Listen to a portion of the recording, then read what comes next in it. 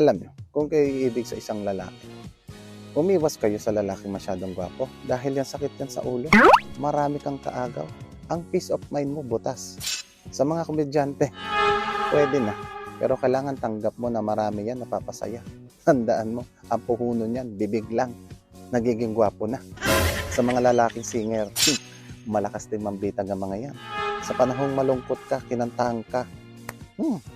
Tapos kakantahan ka ng ano, tutulungan kita, malimot mo siya. Sa lalaki masyadong malinis, yung makinis masyado. Baka turuan ka pa kung paano mag-skincare na mga yan. Unahan kayo sa salamin pag nag-aayos kayo.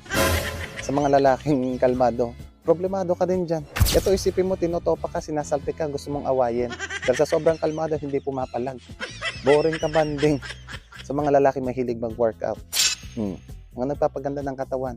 Kalaban mo dyan, oras. Ang oras yan nakatuon sa katawan sa pag-workout. Pag yan, nagubad ng kamiseta, may kaagaw ka na. Kaya doon kayo sasakto sa timpla. Yung walang labis, walang kulang. Yung hindi gano'ng kagapuhan. Walang arte-arte. Saktong manyak, saktong dugyot. Yung pagkasama mo, akala mo may kasama ka lang driver o bodyguard. Kaya umiwas kayo sa mga gwapo. Sakit yan sa ulo. Doon lang sa sakto. Tulad ko.